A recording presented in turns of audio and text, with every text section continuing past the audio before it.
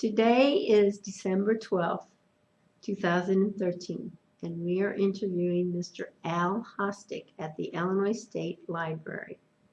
Mr. Hostick was born October 15th, 1932, and Mr. Hostick was born in Springfield, Illinois.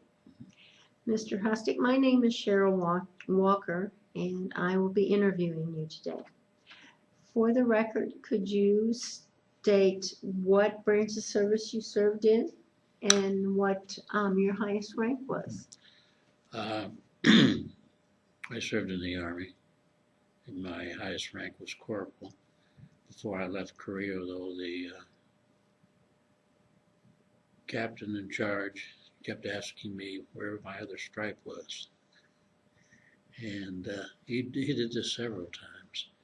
And I guess I just wanted out of the service, and I thought the other stripe wouldn't do me any good. But I think that I had the job that would require stripes, another stripe, making me a sergeant, because I was a machine gunner. And I had, of course, an assistant to carry the tripods, drill them down, I put the gun on, and I had two men, I think it was two men on each side of me with their weapons, and also with with ammo for me when I needed it. They would carry one whole case. And so I never did get the sergeant stripe. I should have, said, yeah, why don't you give me those? I just wanted to really get home and get back to the civilian line. How old were you when you went into the service?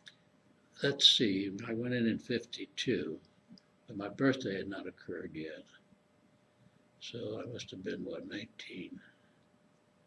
Is that right? Yeah. 19 years old. And I enlisted because I knew that they were going to, draft me. And I thought I'd just go ahead and enlist. I did that with another friend of mine. We both enlisted. He's deceased now. And he went to a different training school than what I did, or camp. He came out as a clerk typist at that time. And I had 16 weeks of basic training, light weapons. And it was a long time, it seemed like. Of course, they try to make you so mad you want to kill somebody. And they're very effective in doing that. And so I got through my training at Camp Breckenridge, Kentucky, where, of course, it was a camp. I'm sure it's closed by now, probably. And it was 101st Airborne Division. We wore that patch, but we wore it on the opposite side that they would wear it, because we weren't really, with the 101st Airborne, but we wore the patch until we got out of basic training. And when I got out of basic training, I got a little vacation, about a week or so, I believe it was. And then I reported to, I reported to Seattle, Washington. And I was supposed to go to Alaska. And when I got there, I had been a clerk on the railroad. And they saw that, I guess, on my form somewhere. I don't know what it was at that time, but it was some kind of a sheet of paper. And they asked me that, he said, would you like to stay with us here for probably maybe 6 or 7 months, or less, or weeks, maybe it was. And I said, well, yeah, that's the first experience I really had, being able to leave the camp anytime I wanted to. I had a, pass, and I kind of started enjoying that. And I would just pull out the people going to Alaska and process them. And then all of a sudden, Truman decided that he wanted to get the troops from Korea home. So they converted everything from Alaska to FECOM, Far East Command. So I was sent at Christmas time over to Japan, and then from Japan I went over to Korea and served most of my, well, all my time really there. And we had a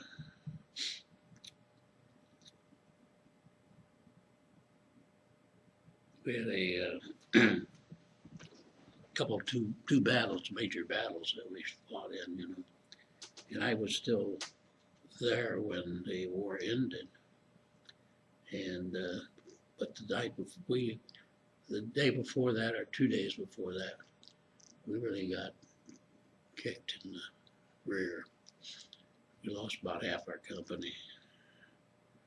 And of course it was near truce time, see, so everybody's throwing everything they got, you know. Might as well get rid of it, I guess. And we were back signed again and go back up on the line. And I think we were probably in blocking. And to me, this looked like Fort Chalk Hill. I'm not sure it was, but from a distance where I could see it when I was on another line on a hill, you know, I could look over there and it was always kind of flat. And I thought, this is, you know, this is where the Marines were, you know. They used to bombard that place like you wouldn't believe. And I thought this must be, of course, no way of knowing, you know, that it was Fort Chop. It sure looked like it. And there wasn't really much there as far as accommodations for us. I mean, it looked like the whole place was just tore up. You know, there's no place to sleep, which didn't make any difference because we were 100% alert. That means everybody up and out, you know. And one incident happened to me that I can't forget, and that's what I had the machine gun set up, you know. And we were 100% alert. It was so dark, no moon. And of course, they had no electricity, you know? So you can't see your hand in front of your face. And we were there, I guess it was towards morning on that day. And I had the machine gun set up and everybody was, you know, there. And all of a sudden, here comes a hand grenade. And it went out in front of us and went off, you know, and I thought, no world. So we became alert, you know, and then here comes another one. I thought to myself, it's coming from down there on our same line. So I walked down and threaded my way in the darkness. I couldn't see anybody, but I said, is anybody throwing hand grenades down here? And he said, oh yeah. I said, I hear something down there. I said, well, we're down here. And I said, I got a 30 caliber machine gun sitting down there. And I said, next one that comes down is going to be pointing your way.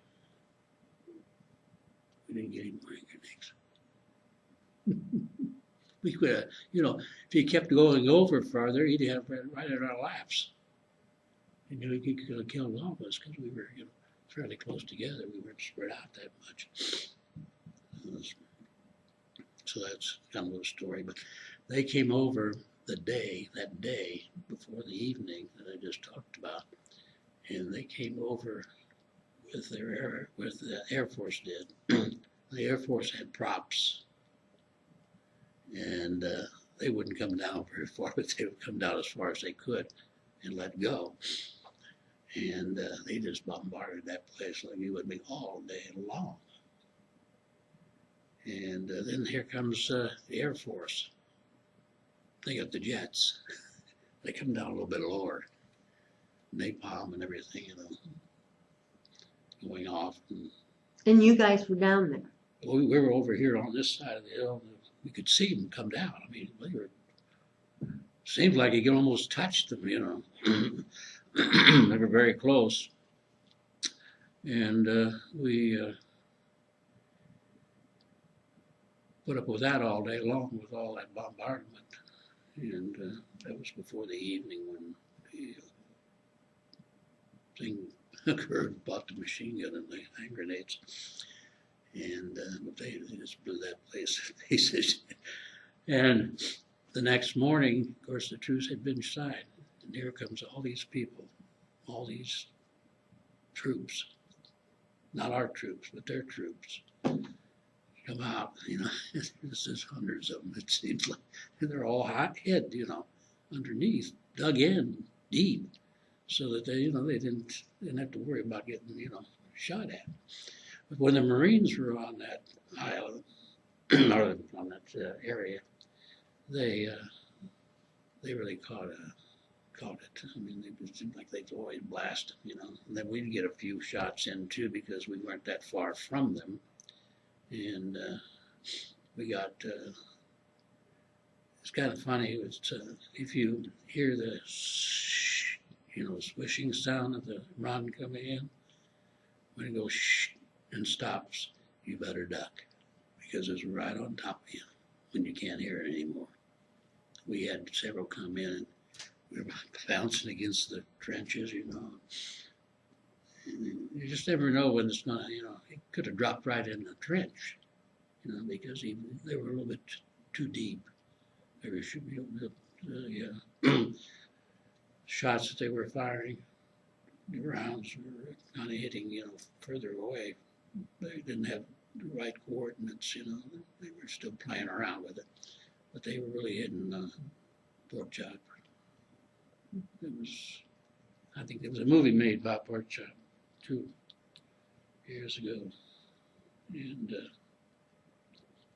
we, as I said, we lost about half our company.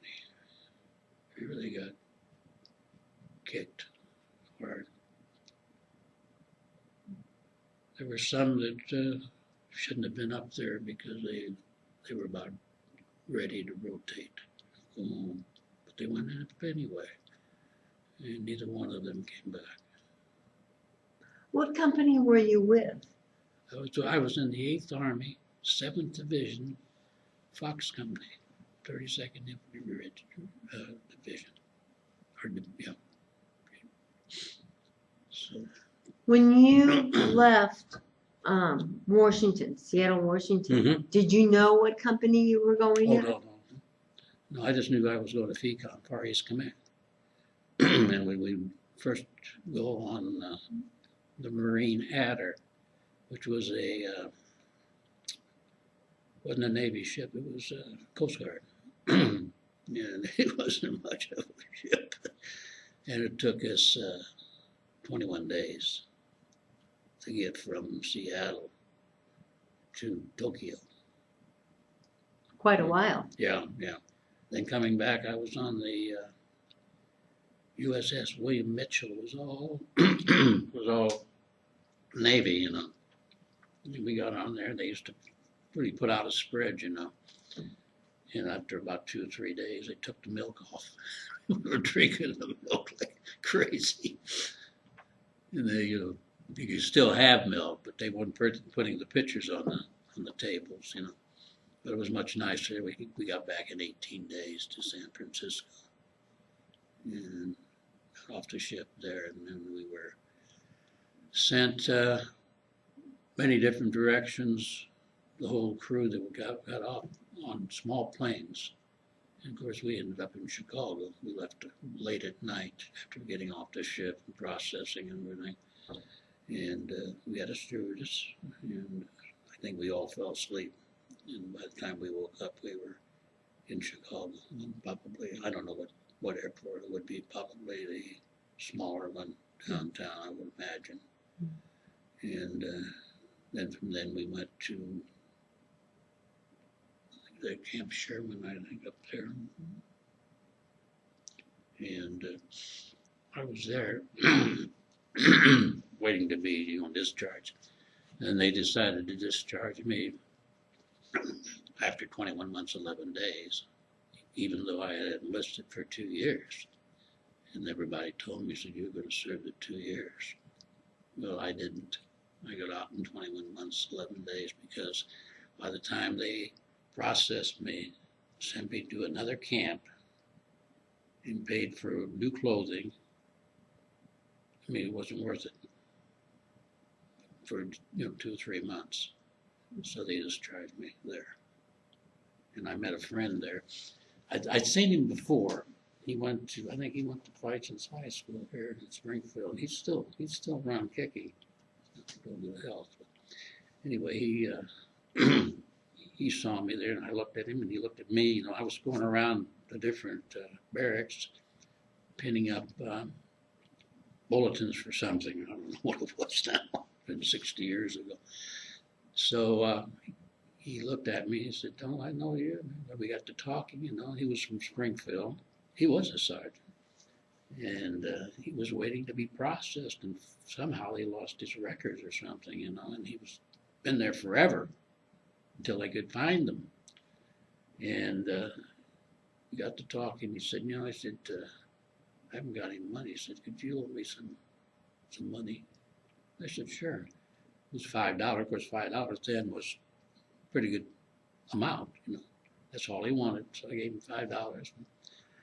Then I got processed through, and then I was out. I think it was outside, someone coming out of the building. He came running over, and he said, "They found my records. I'm going home today too, so we can go together." So we rode the train together to Springfield, and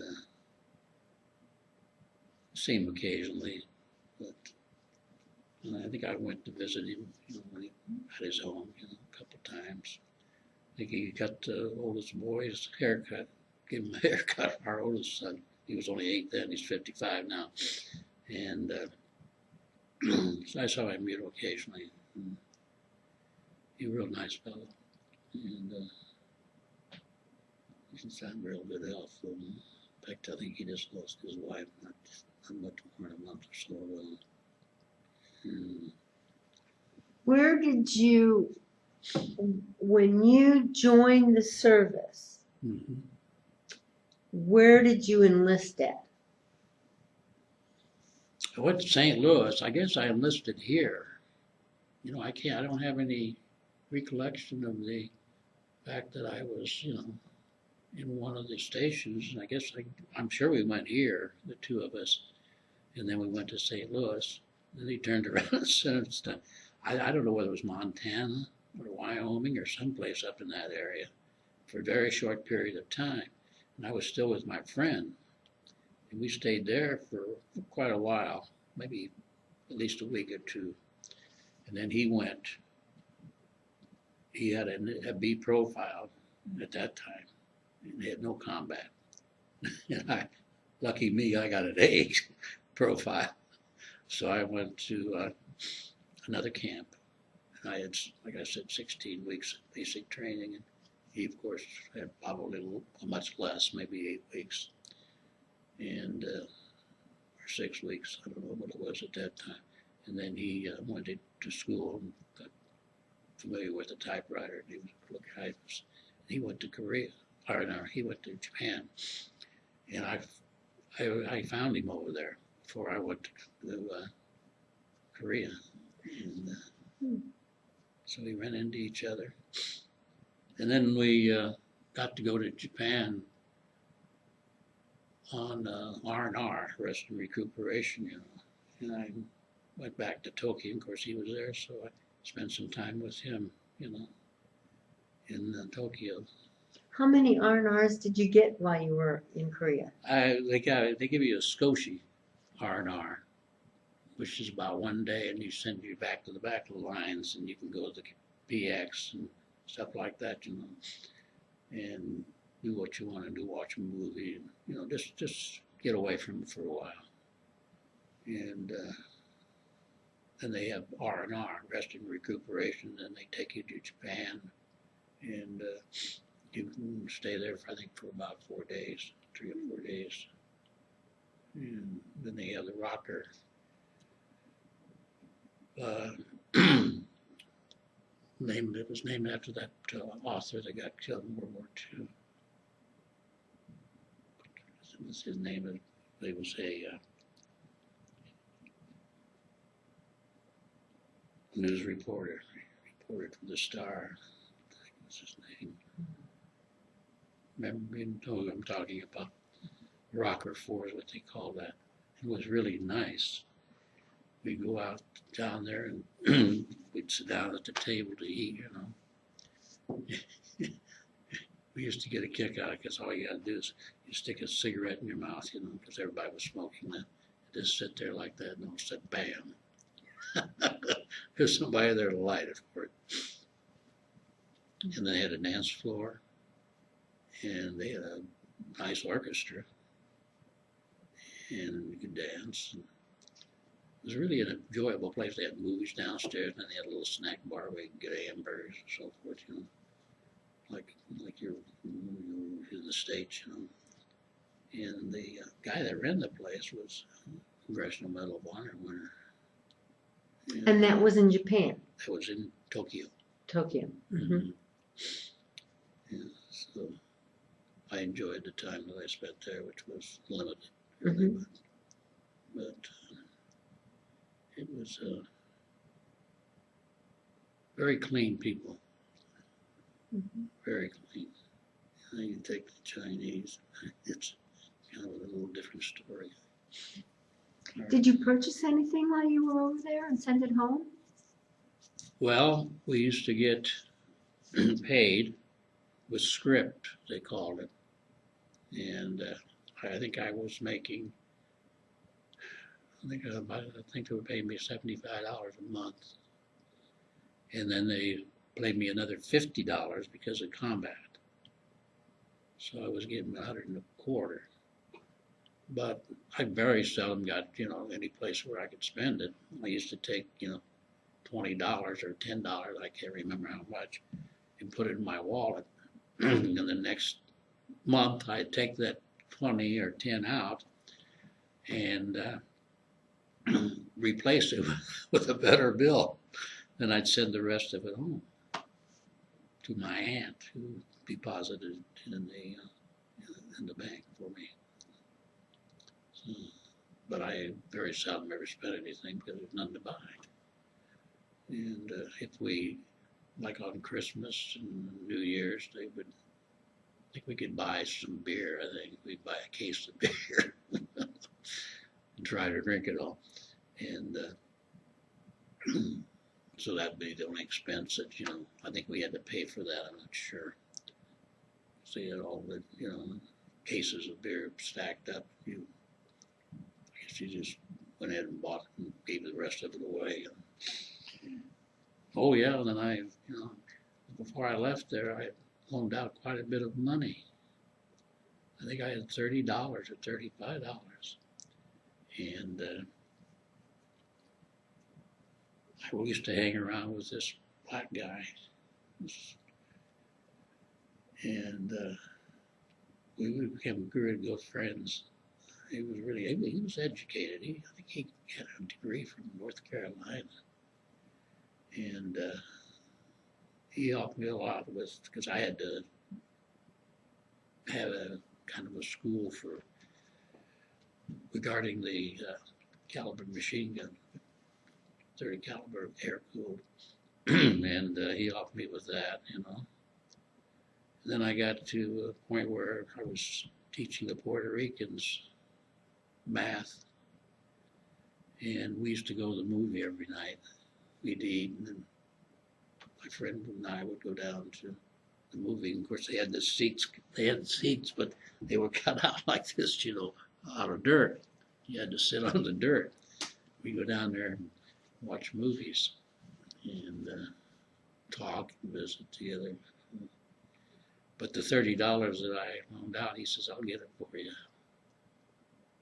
And I said, "Okay." I said, you know, and he collected it and sent it to me. And $30 was $30.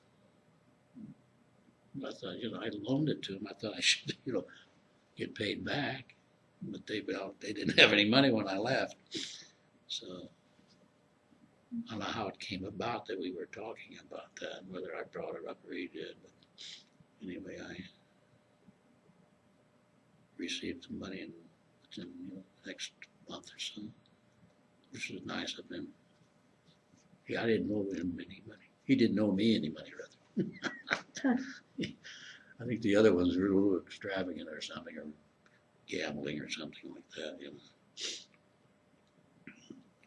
Huh.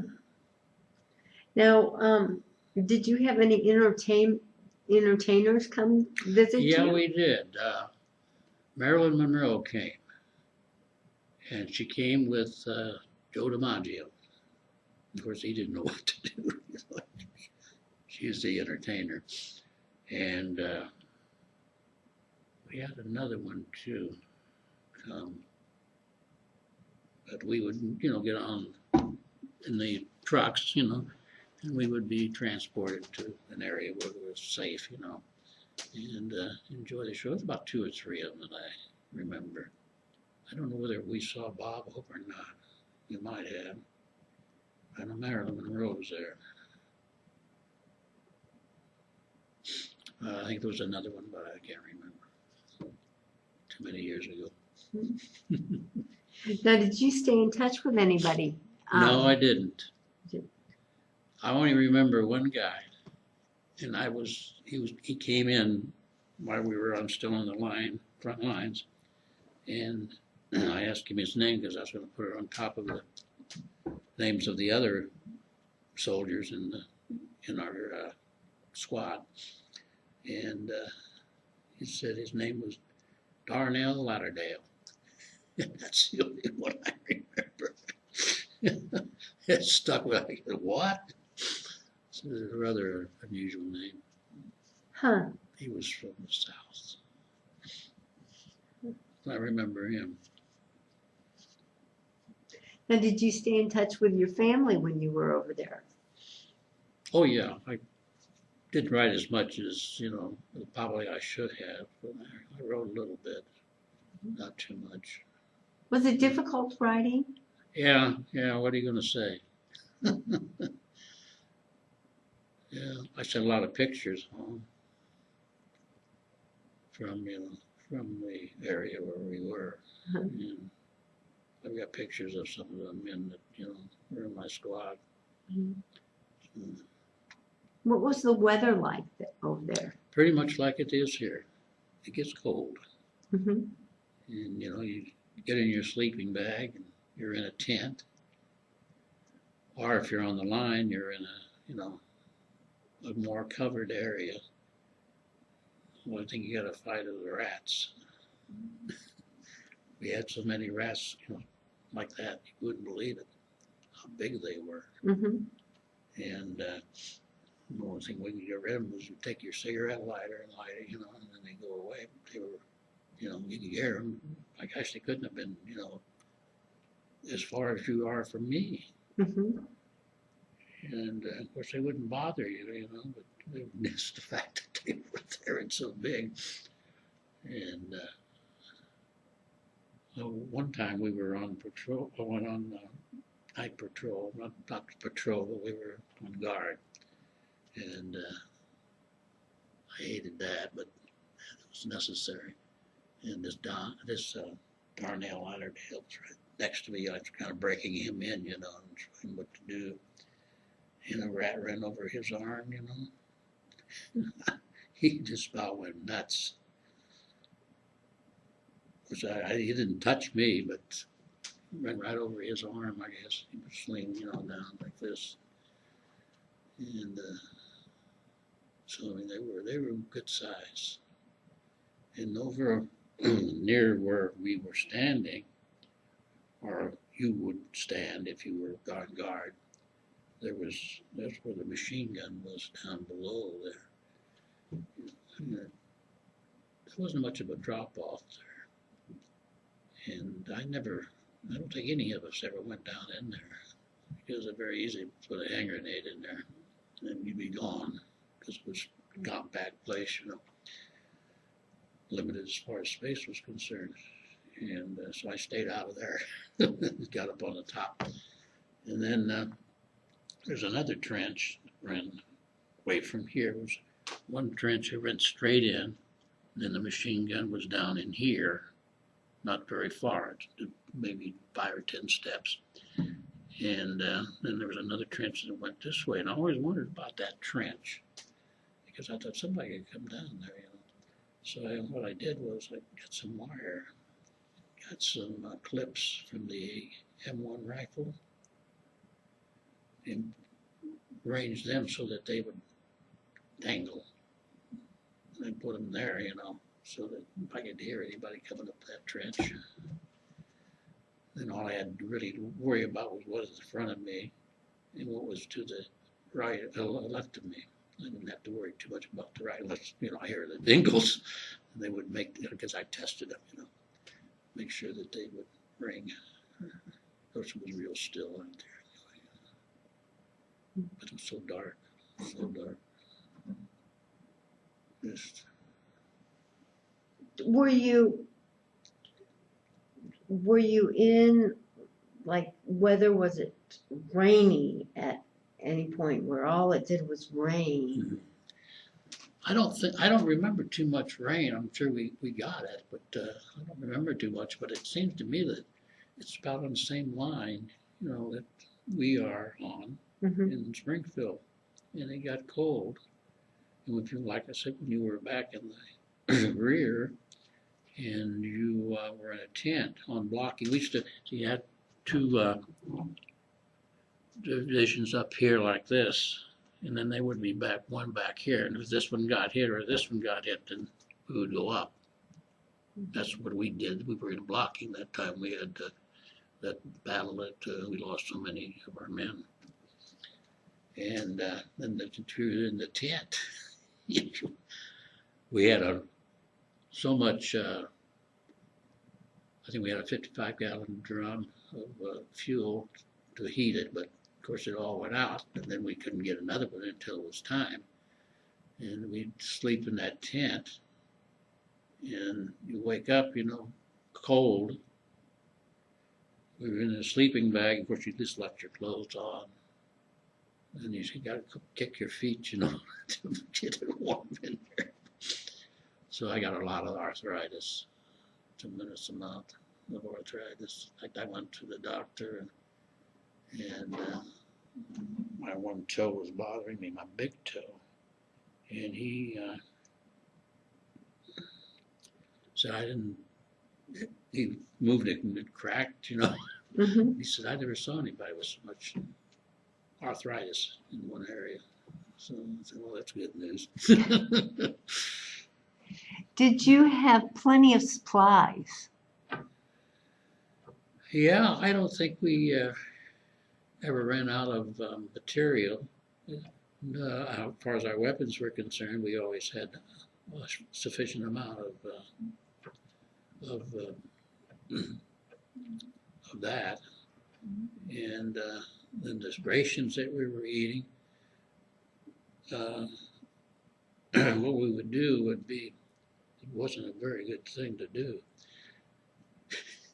We'd be on the line, and it'd be time for chow. Everybody would go down for it.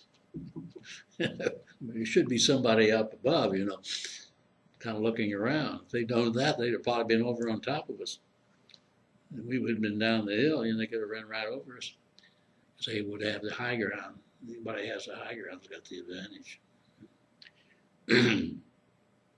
Well, we used to eat a lot of food from World War II. They put it in cans like this, and for lunch they would throw all these cans in a big drum and heat the drum so the cans would get warm. Then they'd pick out a can, and hand it to you. Of course, you had no choice as to what, you go sit down and try to trade with somebody if you didn't like it. Some of them were gross, and other ones are, not too bad. And you had a spoon that we usually carried right here, and on that spoon, attached to it, not attached to it, but separate from it, was a can opener. You take your can opener, open that can up, and take your spoon and eat with your spoon. And that's all you had. That's all you needed. Same way with breakfast or with supper, you would have, either your hands or that spoon. And you'd go over and throw your trash away, and you take the spoon and put it into hot water, soapy hot water, and clean it up, and you're ready for the next meal. But you always carried it right there. on that hook, where your belt would be. But it was cold. It was really cold there. I mean, it was just as cold there as it is here. Of course, we were outside too, all the time. What about the water? Did you have fresh water? Yeah, let's see. Yeah, we had a big bag. Sometimes they would put salt in there. And because they gave us pills, and some wouldn't take it. They pitch them, so they started putting it in the water, and the other money ruined the water. Yeah, we had plenty of water. We weren't, without at all. I don't know. I guess the water over there wouldn't be very good to drink. I was walking through a field, and I used to be able to take that machine gun and put it on my shoulder and just carry without even touching it after so long a period of time. And all of a sudden, we were way up on top there on the hill where the rice paddies were. All of a sudden, I started to gag. What's wrong? I just kept gagging and gagging. It's that human fetus, because they had a shack, and they had a big hole in the middle of it. That's where they went to the bathroom. And they would take it out and throw it in the fields. I thought I was going to throw up. Of course, after I moved on a little ways, and of course the smell went away. But I couldn't figure out at first what was wrong. I think you would have had the smell first, and then, be gagging. But, Different hygiene. mm-hmm.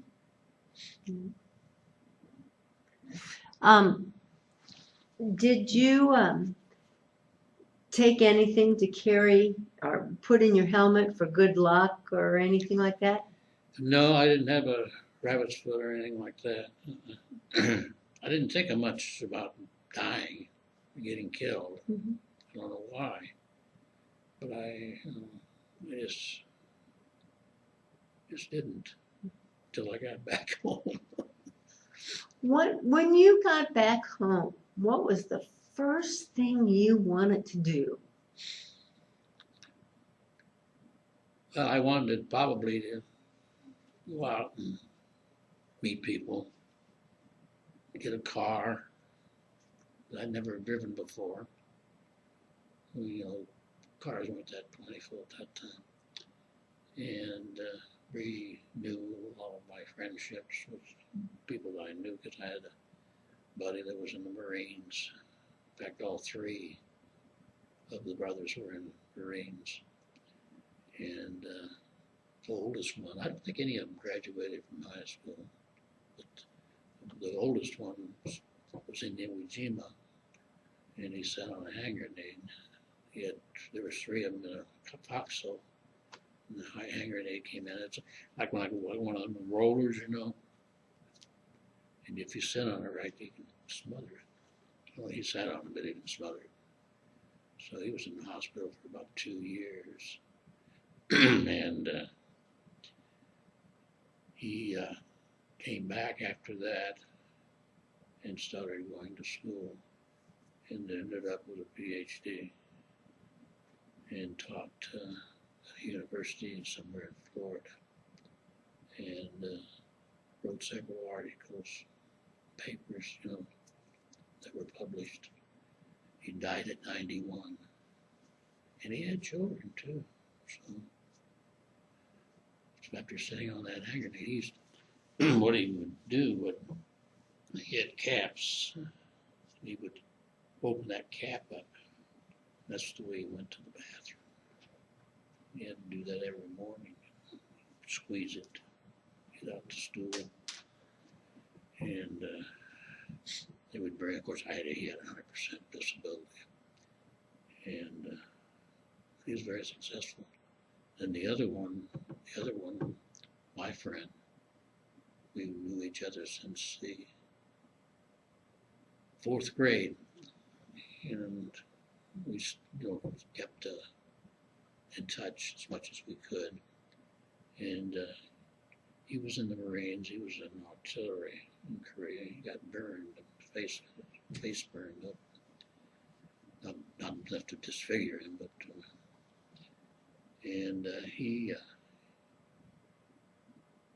he finally got out of the Marines, and he decided he wanted to get rid of his wife. So he joined the Air Force. He had another Marine tell him, he said, "Look, Bob," he said, "don't go back in the Marines." He says, "Go in the Air Force so we can learn something." So that's what he did. He was pretty smart. All of them were smart. All 3 of them. And he he went in the Air Force. And I think he got educated in there in certain areas. And that helped him when he got out. He had some pretty good jobs at one time, in the Washington, D.C. area. So, but he told me, he said, my wife took everything. She took my pension. He got none of his pension. I guess, how can that be? I said, you need to, get yourself a lawyer. I mean, if there's no cost.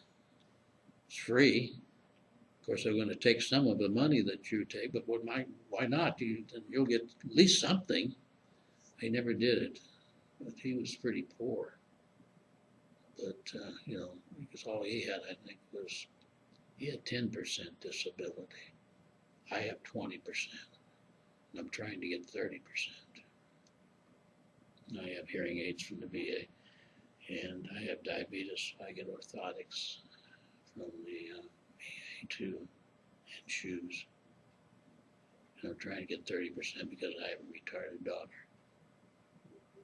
And I noticed on the scale, 10% and 20%, you get that. But if you go to 30%, there's an asterisk there that says that you're able to include the dependent child. So that's what I wanted for her. Because I don't know what it would involve. But, if I could get that, then I could help her. She has very poor feet. She's Down syndrome, and she's 46, and she's a very unhappy child. The thing of it is that she wasn't at one time. She was very happy, very enjoyable, and now she's changed completely. Has no interest at all in anything. Now we're getting off the subject there.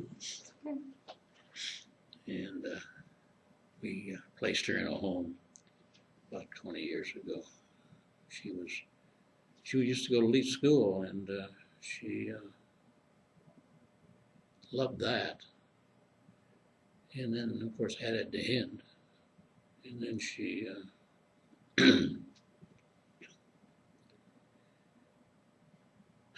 just changed completely, started losing her hair, wouldn't eat anything, so we placed her in a home. And at that time, the home was pretty good, we thought we'd done the right thing, but now it's no good, and she just lost interest in everything. We used to have cassette tapes for her, she'd listen to, and she watched TV. She's legally blind. She got one eye that doesn't function at all. The other one's not that good. And she used to, we used to really enjoy her. And she would do things, she'd go down on the living room floor, and she'd be talking to herself. And there were three people. You could tell by the change in her voice, And I go down, I said, "Gina, stop it." She wouldn't hear me. I'd do about 3 times, and finally she'd, acknowledge it and stop. But one time my wife got on her, she said, you put those records back and you had to, they call those the big ones, 7, something like that. Had a name for it, I can't remember what it was. And she said, you put those back in the jackets. So she did.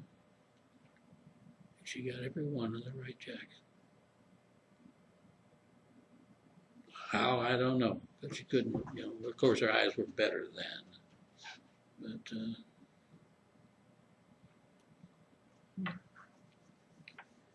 she's just not happy anymore. We're trying to get her to a different home, which is out on Christopher Street, where that is. Where the old Toronto Road is. Walgreens, or Hardee's, where Hardee's used to be, and then Goodwill across the thing. Go south on that, 2 blocks, and turn to the left, and there was 1 lot left, and they're building a 4-plex. So it would be four people there. Right now she's in 16, and she don't like it. Too much noise. The help's loud, and so are the kids. So she'd have her own bedroom, which would be nice for her, and she would, I think, like it. I would hope so, but she doesn't like where she is now, so it doesn't make any difference, really. If she doesn't like the new place, it won't be any different. And it'd be, just 4 people, 4 bedrooms, and that way, she'll have a lot of attention, and less noise. We're in a place where she can go and be alone if she wants to.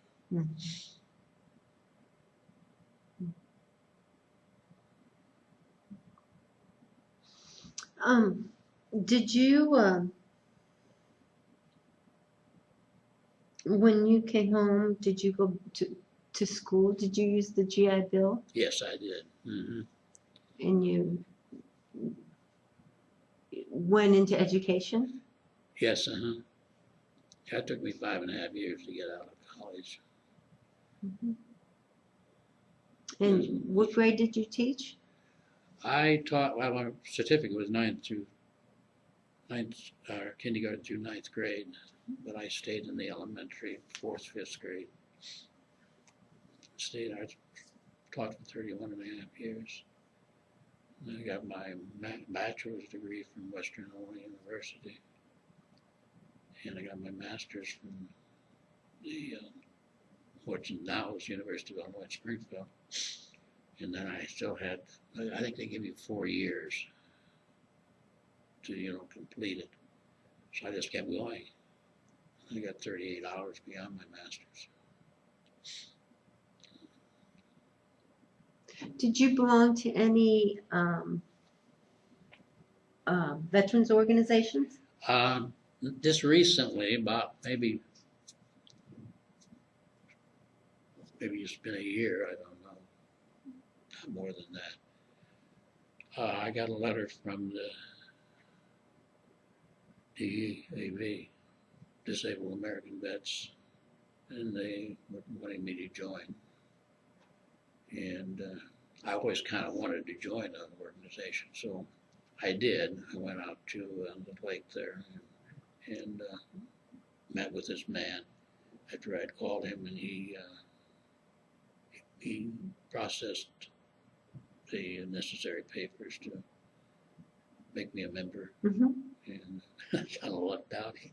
Because when he sent it to me, it's in there, so much for this, this, this, and this. And if you're 80 years old, you don't have to pay anything. But they contacted me. I didn't contact them. So I thought, well, shoot, it won't cost me anything to even join. So I went out there and joined. I got a couple of decals on my car that says DAB. But since I get the 20% disability, and qualify for Disabled American Vets. So kind of glad I joined that. Great. They're really hurting. DAV. I have any money at all. So I asked him, I said, do you have, you know, bulletin that you send out, you know, weekly or monthly? We can't afford one. And there was nobody there hardly at all. And I remember years ago when the DAV was there, I mean, the place was loaded with people. A lot of disabled men, you know, lost arms and legs. And they had a nice beach. But I guess things change. Mm-hmm.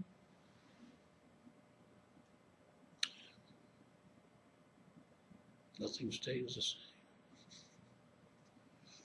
Is there anything that about your service time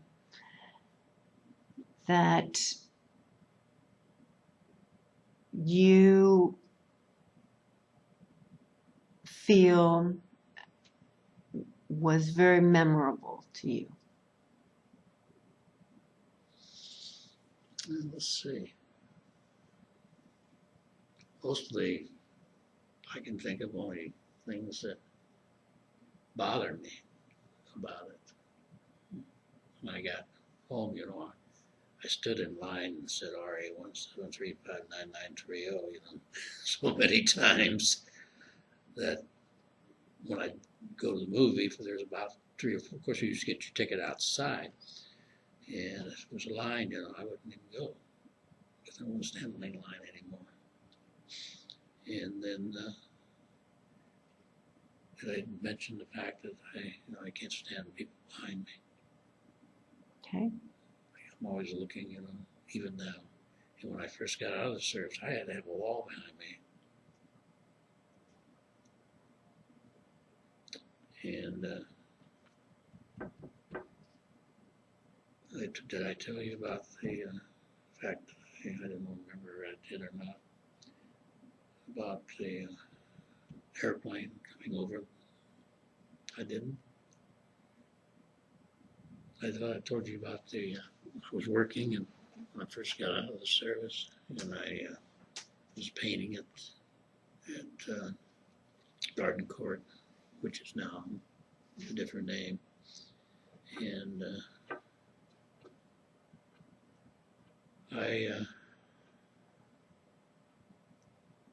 we were waiting to go to lunch, you know, we were standing there just waiting for 12 o'clock to come, you know, didn't want to leave early. The boss lives right next door. And the jet went over. I went all the way to the ground. Just automatically. I've been out of the service probably at least 5 or 6 months, I guess. And another time I was cutting grass for Garden Court out on Toronto, not Toronto Road, but out on Chatham, where those apartments are. And another one went over, you know, and I'm ducking, even though I'm on a rider. I was kind of ducking. It was very hard to get a job, find any employment. And we were having a mild depression under President Eisenhower. And I don't know, I didn't have the knowledge of the VA, and I don't think they were as active as they are now. And I think I should have probably looked into that. And I could have benefited from doing that. But I didn't, like, as far as getting a job or something like that, you know. Always wanted to be a postman. A lot of them were, or are. Mm-hmm.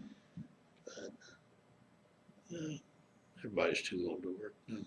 I worked quite a bit during the time that I was retired.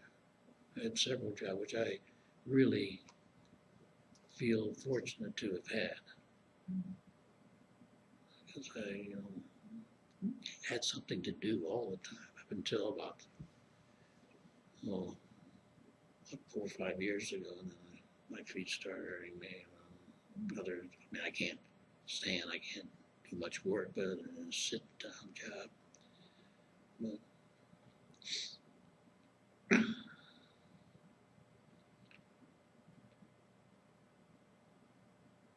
And then that's about, I'm still kind of weary about people behind me. Like they're sneaking up. I just, kind of go like this. I'm not as bad as I was, but I'm still, conscious of the fact that, Do you take advantage of any of the services now through the VA? well, yeah, I go quite often to the VA. I'm pursuing this 30%, Mhm.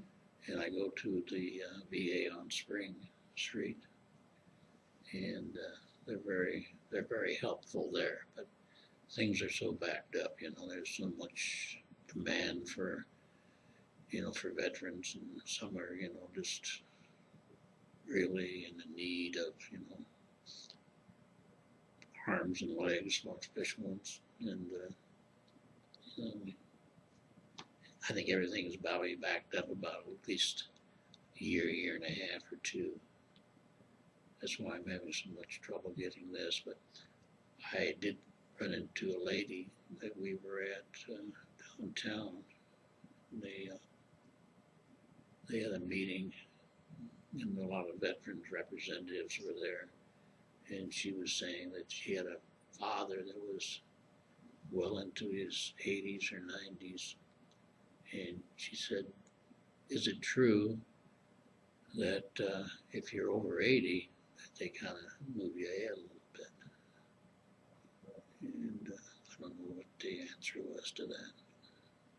So I'm thinking about maybe that, might help a little bit in the way of getting, a few months, earlier.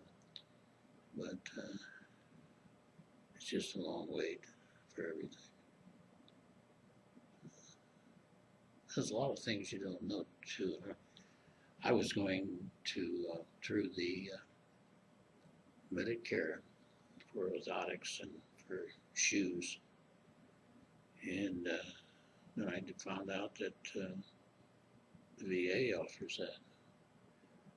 Medicare, I mean, it's 1 year, and the next year you can go back and get more help as far as your feet are concerned and get a new pair of shoes. But the VA will do it every 6 months. So I'm going to the VA now. In fact, I just went back about 3 weeks ago. Just go on. So that's a little bit better deal for me. Because the orthotics, they wear out. I had a pair the other day that I had to get rid of because my feet kind of go like this. And being a diabetic, I'm afraid of the fact that I may, well, the doctor told me, he said, if you don't get ulcers in that area, then you're the only one thing we can do. That's cut your foot off. So that's not very good news. Now, do you have to go to a VA clinic? I go to the one out on Toronto Road. Toronto Road. Mm-hmm. Mm-hmm. And I go over there, I get to see Dr. Bunke, and I have to see her once a year. I have my own primary physician here in Springfield at the on Koki Mill. That I go to my primary physician, but I have to go to her in order to, to get, what I have now. Great. I go see her once a year. So I'm hoping that I don't have to use them as far as doctors are concerned. Although I had open heart surgery, and the doctor was Dr. Kasich. I think he got tired of putting all over all the crap. He went to the VA in Amarillo. Not Amarillo, but